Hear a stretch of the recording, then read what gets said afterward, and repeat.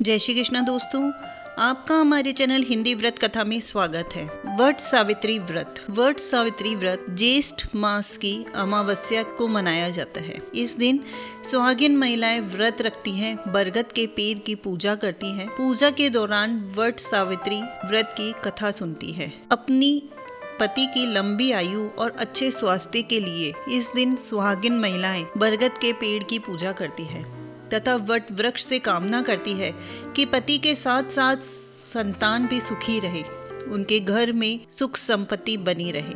वट सावित्री व्रत के दिन वट वृक्ष के समीप बैठकर पंच देवता और विष्णु भगवान को याद करें। 3 कुश और तिल लेकर ब्रह्मा जी और देवी सावित्री को याद करें, उनका स्मरण करें। ओम नमो ब्रह्मणा सह सावित्री यह गच्छ यह तिष्ठ सुप्रतिष्ठा भव, इस मंत्र का उच्चारण करके उनका आह्वान करें। इसके बाद जल, अक्षर, सिंदूर, तिल, फूल, माला, नैवेद्य, पान आदि सब कुछ उन्हें अर्पित करें। आम यह जो भी ऋतु फल है वो वट वृक्ष को चढ़ाएं और उस पर जल अर्पित करें। वट वृक्ष पर कच्चा सूत लपेटें। 7 या 21 बार वट वृक्ष के कच्चा सूत लपेटते हुए परिक्रमा करें। इस दिन दान पुण्य करने से भी विशेष फल की प्राप्ति होती है। सुहागिन महिलाएं अपने पति की लंबी आयु के लिए बरगद के पेड़ की पूजा करके कथा सुनती और पढ़ती हैं। ऐसी मान्यता है कि इस व्रत को करने से पति की दीर्घायु होती है। हिंदू धर्म के अनुसार सावित्री ने भी इस दिन यमराज से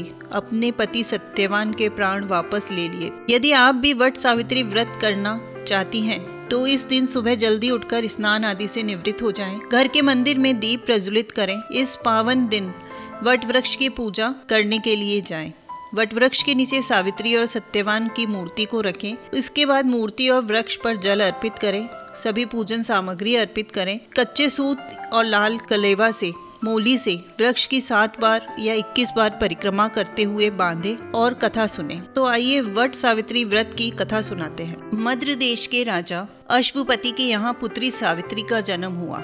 सावित्री ने सत्यवान की कीर्ति सुनकर मन से उसे अपना पति मान लिया था। राजा ने भी हाँ भर दी। जब वह बात नारद जी को मालूम हुई तो वे राजा अश्वपति से जाकर बोले, राजन, सत्यवान गुण संपन्न व धर्मात्मा अवश्य है, लेकिन वह अल्पायु है। केवल 1 वर्ष बाद ही उसकी मृत्यु हो जाएगी। नारद जी की बात सुनकर राजा अश्वपति उदास हो गए। विचार करके सारी बात अपनी पुत्री सावित्री को बताई, पर सावित्री नहीं मानी।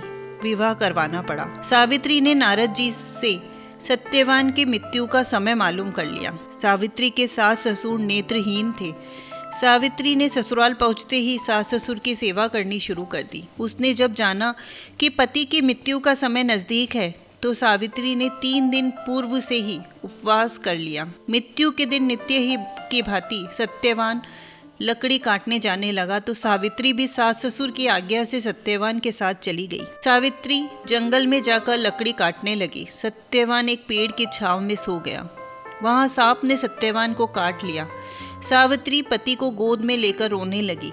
इतने में ही उधर से शंकर जी और पार्वती जी निकले। सावित्री ने उनके पैर पकड़ लिए और कहा कि आप मेरे पति को जीवित कर दो। तब उन्होंने कहा कि आज बड़ पूजा की मावस है, तू बड़ की पूजा कर, तेरा पति जीवित हो जाएगा। बड़ के पत्तों के गहने बनाकर पहन, वो हीरे मोती के हो जाएंगे। सावित्री ने बड़ की पूजा की। तभी धर्मराज के दूत सावित्री के पति को ले जाने के लिए आए। को देवी विधान सुनाया। उसकी निष्ठा और पति प्रेम को देखकर उन्होंने सावित्री को वर मांगने को कहा। सावित्री बोली, मेरे सास ससुर वनवासी व अंधे हैं, उन्हें आप ज्योति प्रदान करें। यमराज ने तथास्तु कहा।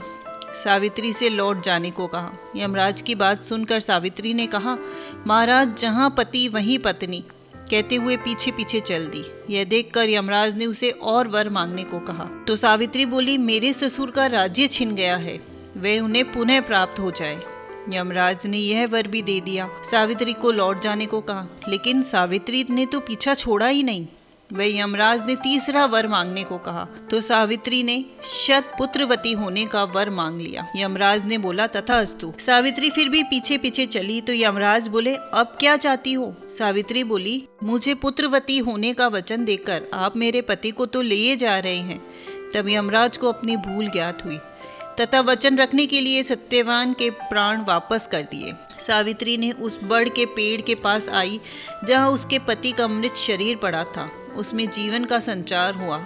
सत्यवान उठकर बैठ गया और घर आकर देखा तो माता पिता को भी दिव्य ज्योति मिल गई और राज वैभव युक्त हो गया। उसके बाद सत्यवान सावित्री ने 100 पुत्रों के साथ चिरकाल तक अखंड सौभाग्य व राज्य सुख को प्राप्त किया। इस तरह सावित्री को पुत्र सुख और अखंड सौभाग्य दिया। भगवान वैसा सभी को देना। बोलिए सत्यवान सावित्री की जय हो, माता पार्वती और शंकर जी की जय हो। तो दोस्तों, आपको ये कहानी अच्छी लगी हो तो प्लीज़ लाइक करें, कमेंट करके हमें प्रोत्साहित करें और हमारे चैनल को सब्सक्राइब करें। धन्यवाद।